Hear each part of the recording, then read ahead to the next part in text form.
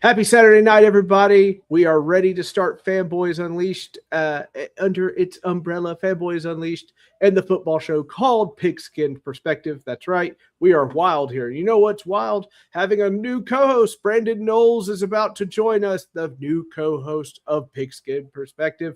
I'll see you right after the intro.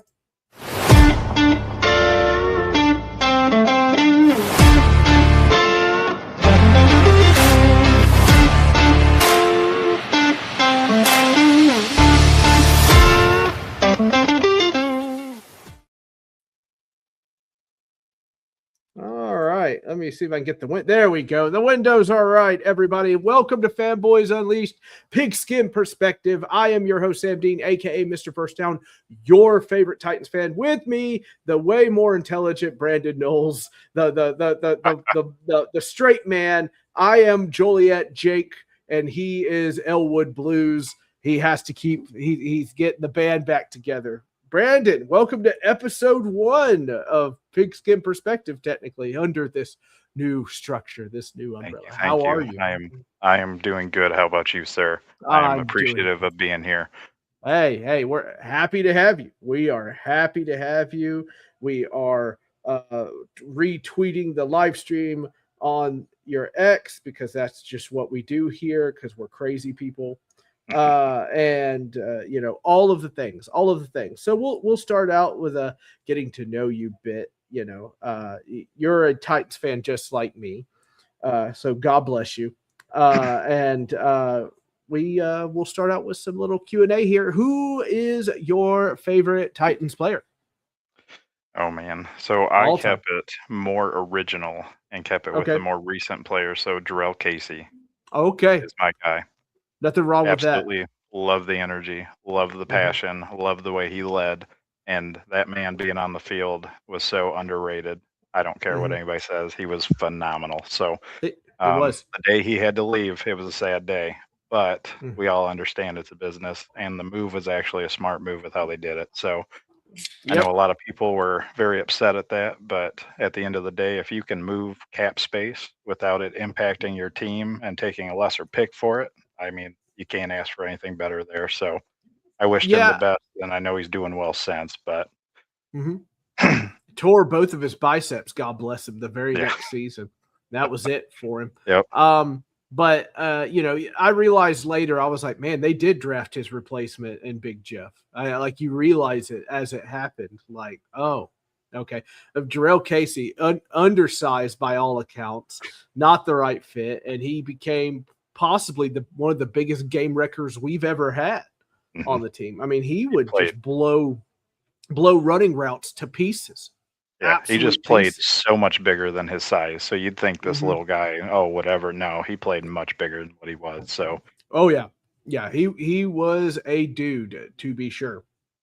I think somebody called him the game wrecker once. I'm like, that is exactly what he is. He just messed people up in the backfield all the time. All right. The other thing is this is a NFL football centric show. So what is your favorite thing about football? My favorite thing about football is it is a simple game of measurement and somehow has captured all of our attention. That is what I love about football. What do you Fair enough. Yeah. My favorite thing about football is it doesn't matter what is going on in people's lives, the world, or just, you know, you're just having a bad day. Football, whether you're mad, sad, excited, it still brings everybody together in one unity. And I think that is the coolest thing possible about what the sport brings to this country. So, and even the world all around, we look at all the UK fans and they could be, we know we've seen them wear jerseys and be just as proud of those teams. And we know that they haven't been good for quite a while. So, right. No, I get it. Exciting to see that. Oh, yeah. No, I like that answer. That's a very good. That's better than my answer. I'm going to change my answer to that answer. Okay. Well, that's how it goes. We are going to touch on this subject because it has been done to death, but we have to at least touch on it. And that is the subject of Mike Vrabel and Diana Rossini. Now, I've talked about this before, but it was also me alone staring into a camera, pontificating over and over what I thought, which is honestly what everybody wants to hear, I'm sure. But now that I have a co-host, I can bounce things off. When do you think this whole thing resolves itself? Is it as simple as Mike Vrabel saying, yeah, we did it, sorry, and they move on? or are we going to get something else here? And I think the hardest part is I'm not sure how many people listen to A to Z and some of the things Mm-hmm. that they've mentioned, but with TMZ now being involved, is the door's wide open for whatever's going to happen, and Mm-hmm. somebody's going to be looking into this further and further. So I would be surprised if in this lag period before we start getting to off-season workouts and seeing more of the teams, if we don't Mm-hmm. see something each week coming out with them finding some sort of grasp of something. And Oh so man. you would think they would come out and say something at this point just to try and get ahead of the fire, but I just have a feeling that's not going to end up happening. Yeah. Nope. I get it. I get it. Do you think she'll tell her side of the story? Is there going to be a podcast or book of her telling her side of the story? I mean, it'll be worth money to her. Oh yeah. But I mean, it's got to appear sometime. It's got to. I would have to say, think of Jay Robinson.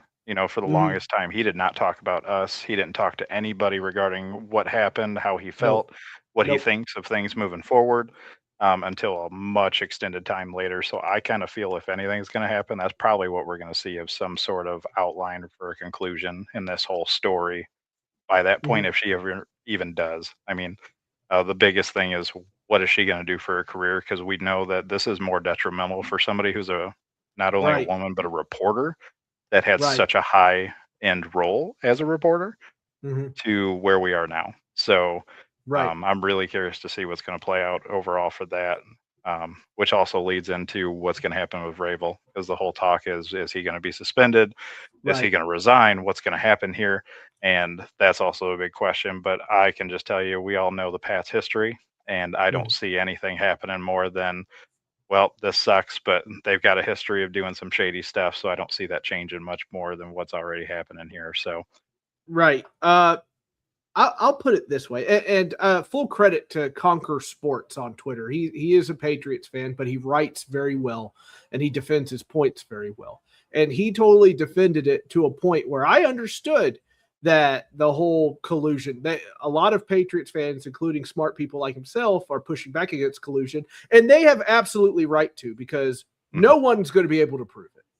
No No, one. no. Do I believe in my soul that that's what happened? Yes, I believe it's what happened.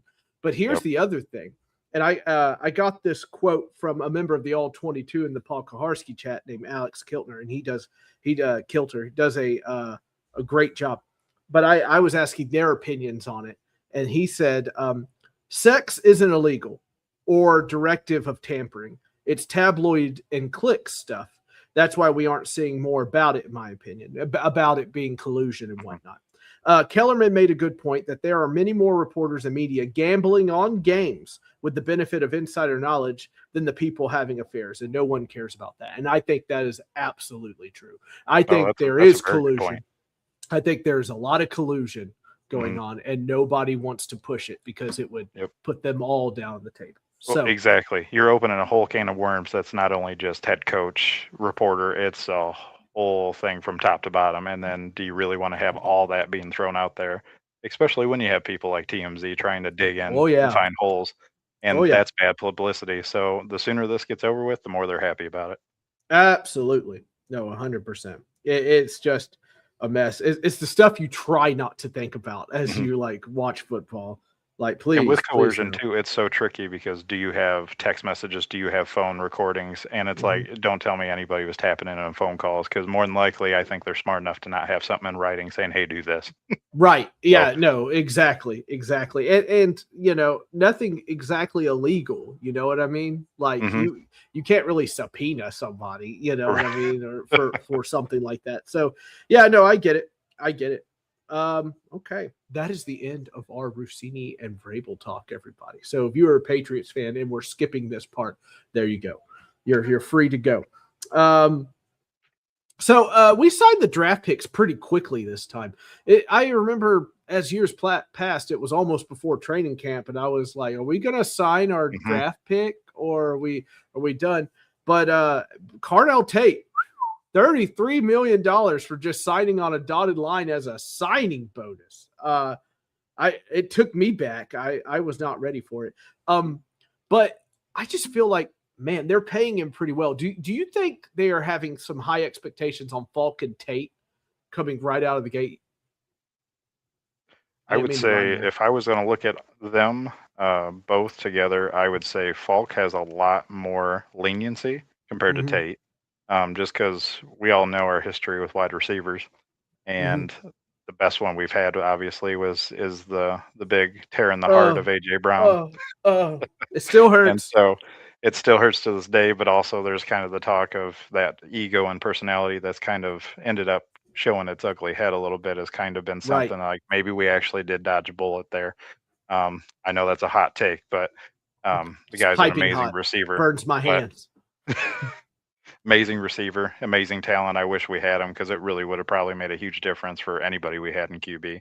For sure. But at this point, Tate will definitely have a lot on his shoulders, and I think they do kind of see him as being that number one role, especially we keep seeing all these depth charts where they're talking about Tate being number one, and we signed Robinson, but they're putting him like outside number two instead of a slot, like he can just be moved all over. I don't know if I like that idea. I think he is more strict slot, but possibly could be on the outside. So, and then having Ridley as a number three. And I mean, it all depends on how he's going to come back from this injury and how he's going to play at his age. But there's always been the talks of Ridley as one who he's maybe a certain age and he may be older, but his time that he's played football makes him actually younger because he hasn't played as much. So we'll just kind of see how this plays out. But definitely, I do think expectations are a lot higher on Tate than it is Falk for sure. Yeah, it just kind of feels like there's a bigger, I don't know how to put it. There's like a bigger push here.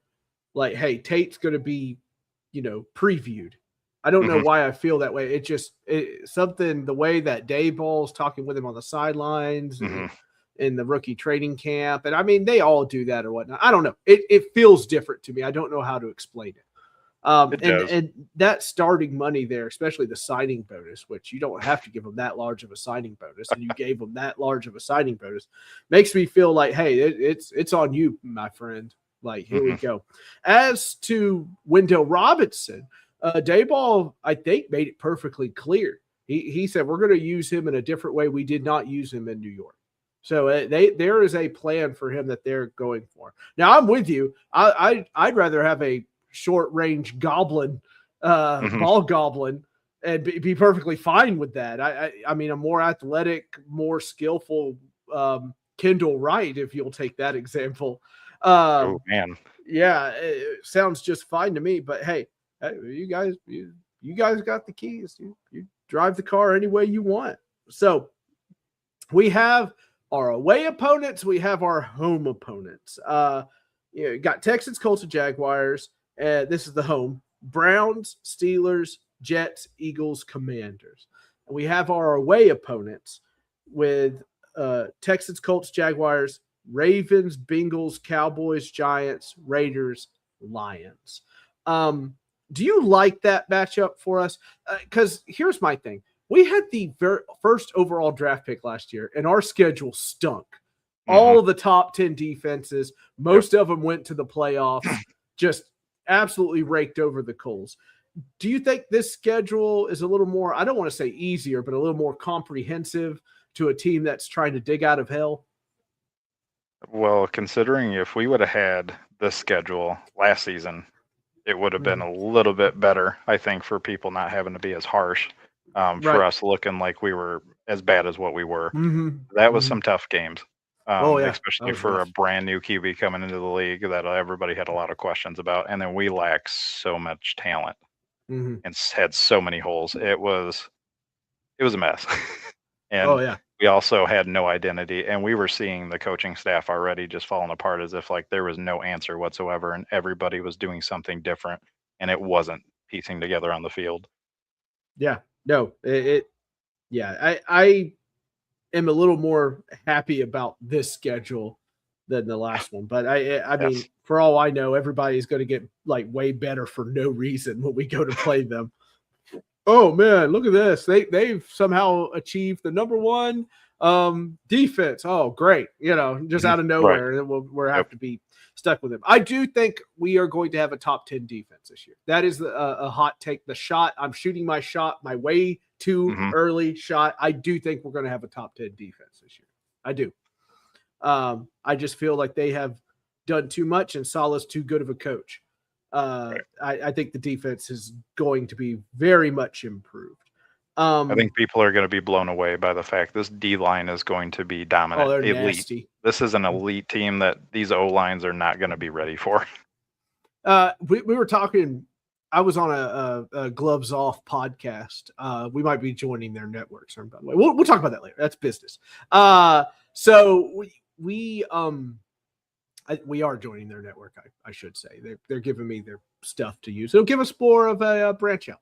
But somebody said, don't you think that's overpaying for Myers? And I said, if Jeffrey Simmons wasn't on this line, it would be overpaying for Myers. But because Jeffrey Simmons is on this line, it is absolutely fine to pay that amount for Myers. Yep. That is the only reason.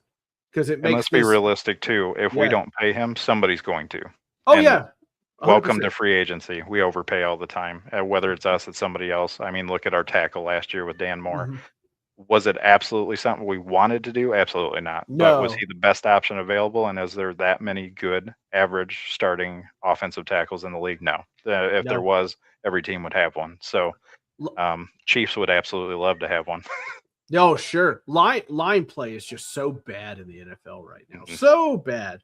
The good news around the league, though, we have made a 7-year deal with the refs. We have a ref deal in place, so you get used to the bad officiating instead of the really, really, really bad officiating that you were gonna get. Thanks. So that deal is done.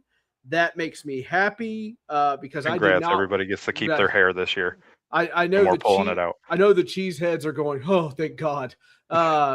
Because that Seattle, I mean, that's the one that sticks out in my head all the time. I've never seen a deal get so done with the refs union as quick after that game. Oh man, It was so funny. Okay. Around we can't just talk about us, Brandon. That's very selfish. We have to talk about other teams out there. So we're going to talk about the other teams and their drafts. And feel free to pick whichever one you want. I think the Jets had a spectacular draft. I think that is the exact team, the exact people you get to dig out of hell with. And I think the Jets used multiple draft picks to do that and accomplish that. So who is your favorite team other than ours that did well in the draft? So I'm not just going to piggyback, but I have to piggyback. I agree. I think the Jets just nailed it. Be my Yoda. I think they were literally just the team where they got so many players that just at worst case they're going to have some sort of floor that's going to make the team better. And not only that, but looking at their next year, they have 3 first-round picks. They've set themselves up to a point where when they want their quarterback, they're going to have a way to pay for him. So unless they're already up there at the top, which I could definitely see it just with what they have right now for quarterback, wouldn't be surprised if they're up there. But I'd also say that another one that a lot of people didn't talk about because they were so mad, especially the Broncos, their free agency, everybody was so upset. Like, why won't you do something? Poke them with the stick. And then eventually they trade for Waddle, and it's like massive move already right there for them. And then we all know Sean Payton and the way he does things. I think coaching lately, he's made some really weird calls in games, especially in regular season, but he is a good coach still, and he knows what he's doing. So when they got the players they did in the draft too, I think it was a pretty balanced move to still add pieces. And they have a lot of people coming back, so I would look for them still to be just as tough, if not make it as far as they did last year. Yeah, no, I agree. It's just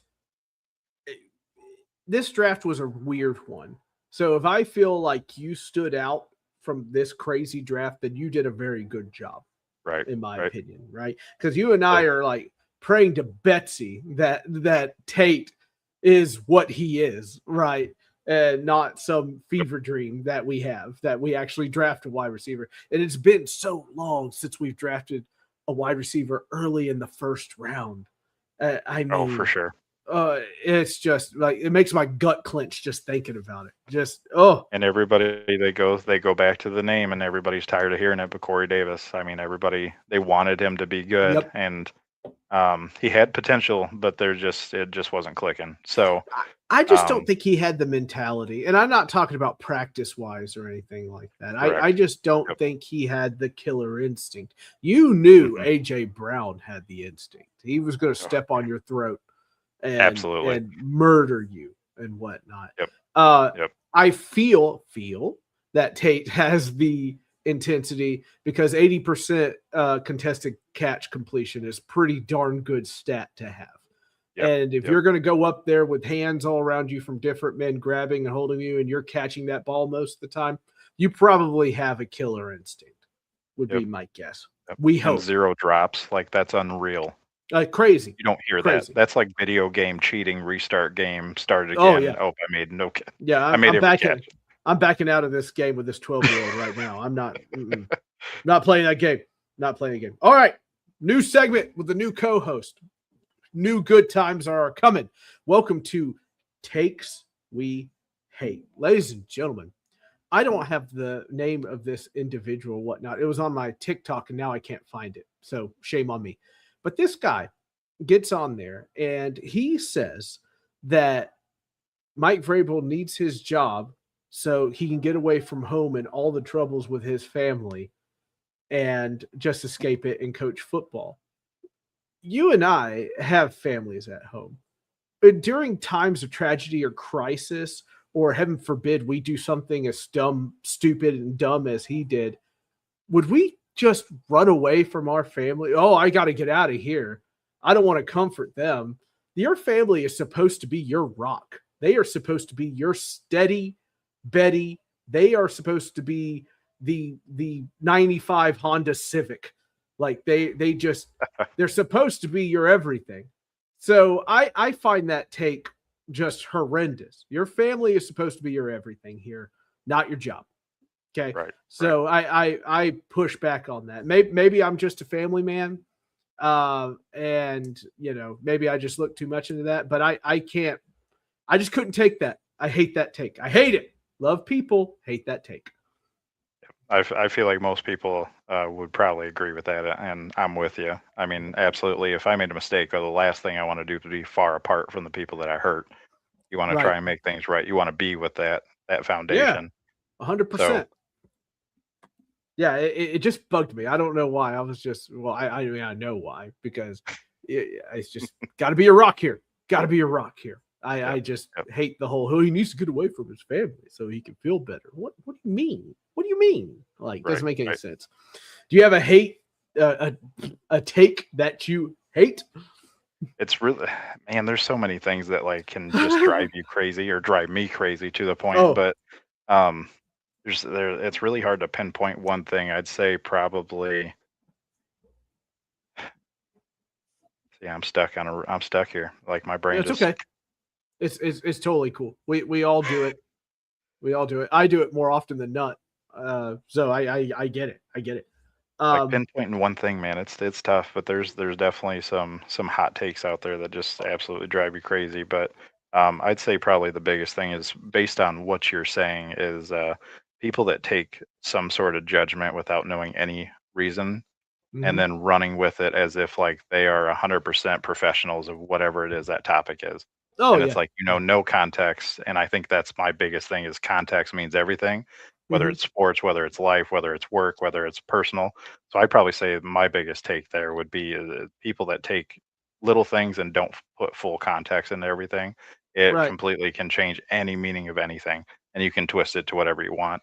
And that's getting into world stuff too. That's a little too complicated. So we're going to leave that out, but no, I get it.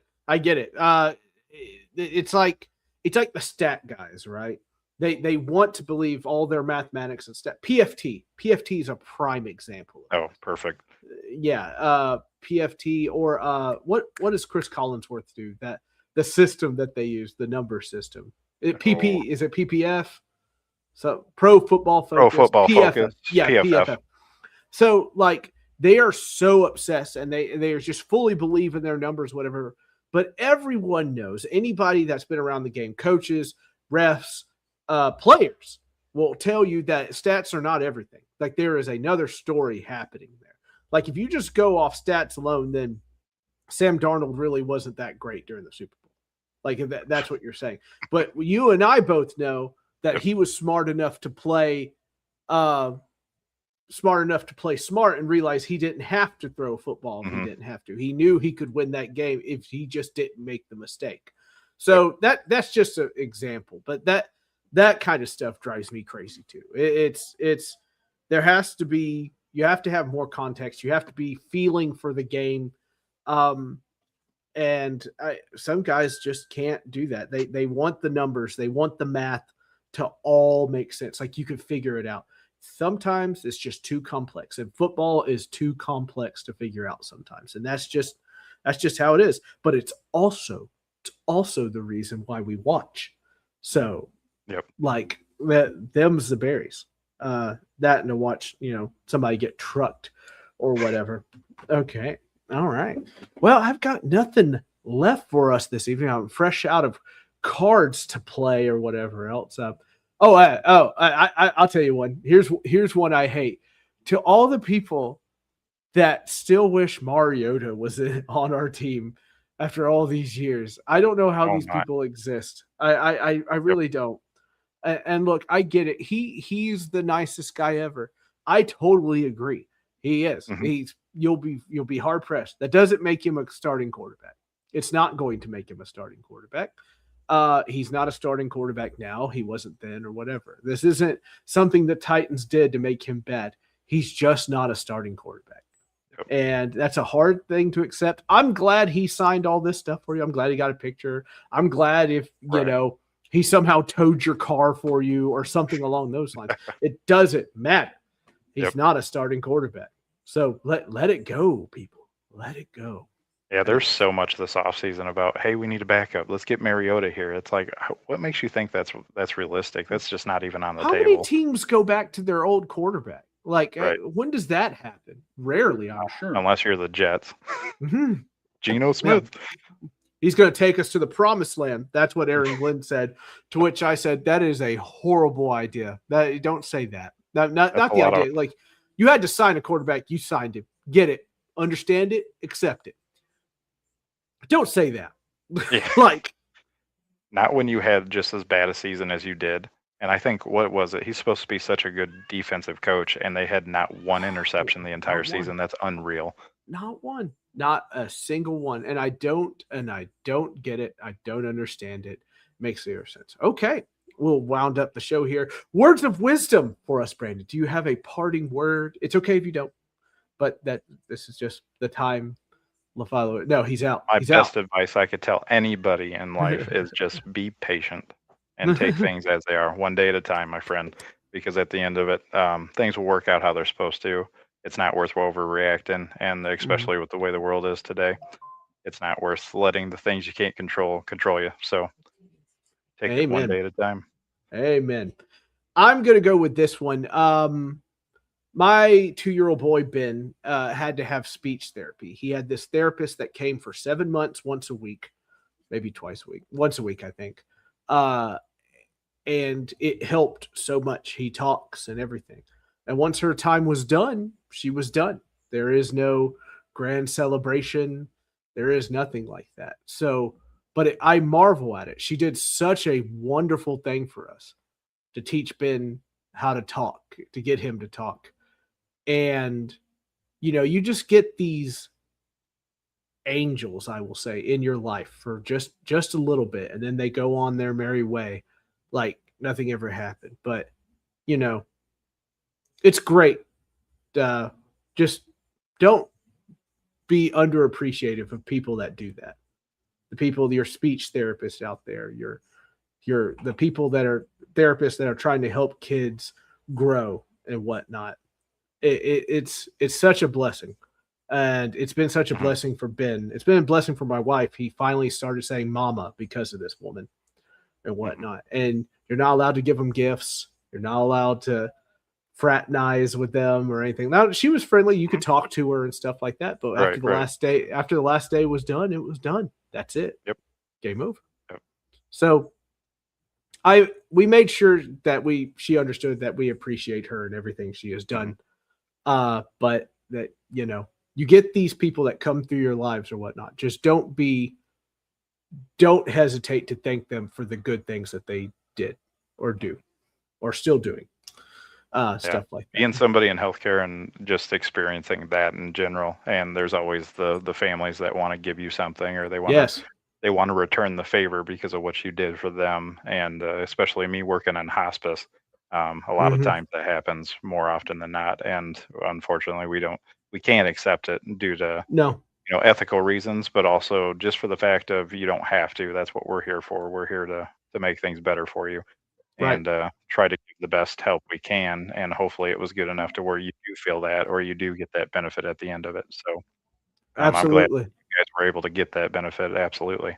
Oh yeah, no, it was tremendous. It's just, like you said, they're just gone one day. One day, it's over, and that's just all there is. So anyway, not to get too deep on there, but that moment at the end of the show, it's okay to be deep. It's okay to be deep. Absolutely, it's all deep. We will be back next Saturday, hopefully 8:30 my time, 9:30 his time. Or if he wants to push it back, we might put it back. Keep your ear out for Brandon Knowles. Welcome to the team, baby. Thank you. It was a pleasure having. Next time we're on, we get to look at the schedule because it comes out May 14th. So we'll get to see if we're way too excited and put the Titans going 12 and whatever, or I was going to say, we're trying to stay steady. Yeah, dude, we are so back. I have to see at least like 18 on Twitter. We are so back, baby. We're back. Oh my gosh. And then what is it? Is it his name? And I can't think of it. Is it Adam Rank? Where he always gives us like some 3 and I know. He is something crazy. You want to talk about people that go out of their way. Like, do you need clicks from Titans fans or something? Like, what are you doing? Why do you hate us so much? Who hurt you? Like, who hurt you? Yeah. Somebody did something to that poor man. He's a Bears fan too. He just now found success, and now we're going to feel bad. Right. What are we doing? His logic is so off base too. It's awful. I mean, that's most national media when it comes to the Titans. They just have no I know. But that's the most difficult part to listen to people is when they're just trying to talk about something they have no idea about.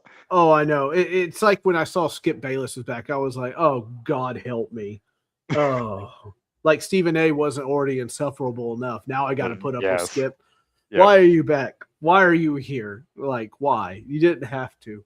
Like ESPN, are you in that much trouble that you think that bringing these two whack jobs together is going to make it any better?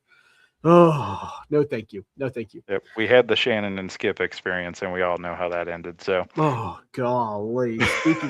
Speaking of a train wreck in slow motion, but you can't look away. You had to see it. Yep. It's professional wrestling, right? Only professional wrestling, which I'm watching right now, is way more fun, way more entertaining. But anyway, thank you all for watching. You can follow us on X. I have put both of our names down there. Brandon Knowles and Sam Dean will be back next Saturday at 8:30 or 9:30. Keep up with it. Look for more stuff for Brandon to come out on the Facebook page and all the other stuff. And look for me to keep posting funny videos. Why not? That's what I do. We will see y'all later. Fanboys.